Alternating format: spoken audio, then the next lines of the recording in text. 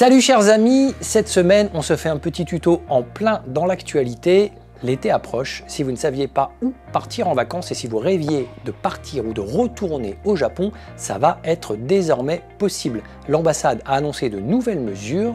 Après 2 ans de fermeture Covid de ses frontières aux touristes, les choses changent à partir du 10 juin, on en parle maintenant, c'est parti.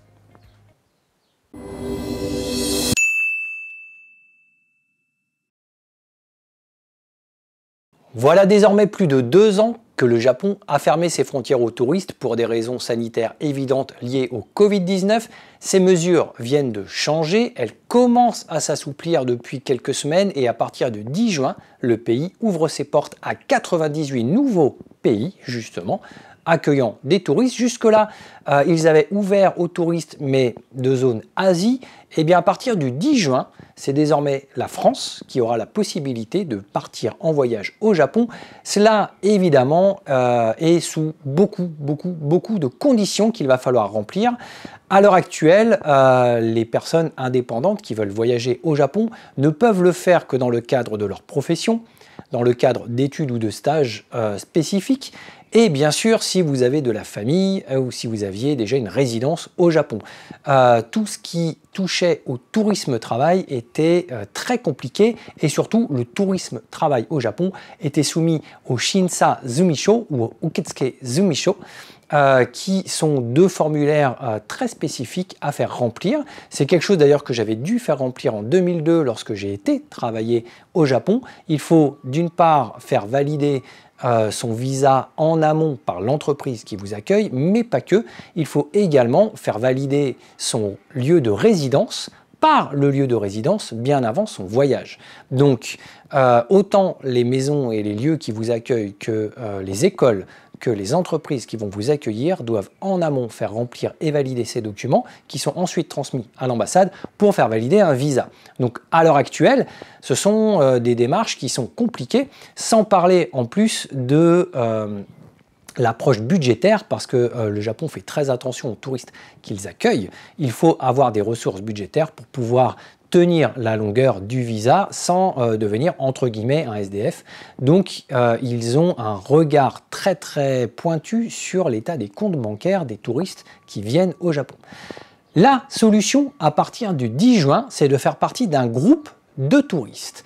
Le Japon a décidé donc d'ouvrir ses frontières, mais uniquement aux groupes touristiques, donc pas en individuel. Jusque-là, c'était très facile pour tout le monde d'y aller de manière individuelle. On prenait un billet d'avion sur Opodo. Généralement, selon les saisons, c'est des billets qui coûtent 500-600 € l'aller-retour, si vous vous débrouillez bien.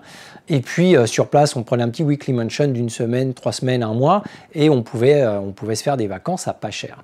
Aujourd'hui, il va falloir oublier le côté pas cher, puisqu'il y a uniquement les offices de voyage touristique France-Japon qui auront cette possibilité de vous faire aller au Japon en faisant partie d'un groupe.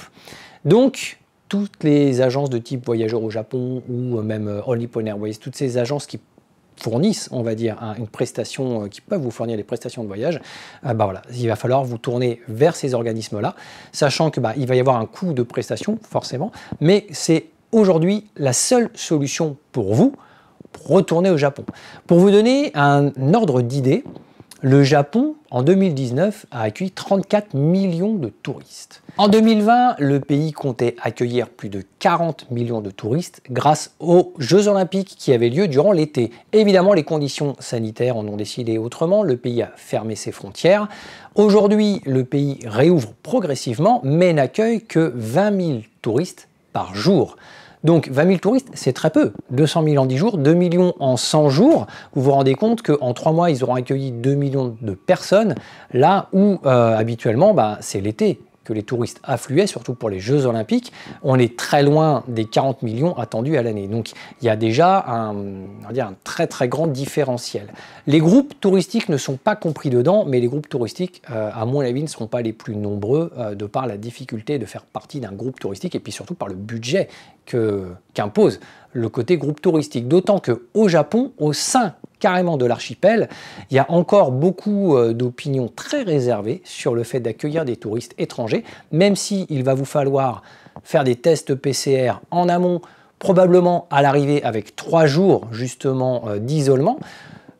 Pour des personnes qui ont déjà la triple vaccination, il y aura des assouplissements qui sont prévus. Maintenant, on reste quand même dans du cas par cas. Mais malgré toutes ces mesures, de nombreuses boutiques et de nombreux restaurants japonais ont décidé de ne pas accepter les touristes et de mettre carrément des panneaux, des affiches à l'extérieur, comme quoi les touristes étrangers ne sont pas admis et ne sont pas acceptés au sein des restaurants. On va donc espérer que les mesures tendent vers un véritable assouplissement, que les esprits japonais puissent commencer à se détendre aussi, se relaxer pour pouvoir accueillir de nouveau, comme avant, tous les touristes. Bien sûr, ce sera lié qu'à une seule condition, que le Covid ne vienne pas reprendre de l'ampleur au sein de l'archipel, qui a su quand même garder un niveau de pandémie assez bas, mais avec des conditions sanitaires qui étaient quand même très extrêmes. Donc voilà, aujourd'hui, c'était un petit tuto pour vous dire, le Japon, c'est de nouveau possible. Allez pratiquer dans vos dojos favoris se révélera peut-être plus compliqué, mais il commence à y avoir une porte ouverte, ça commence à être envisageable.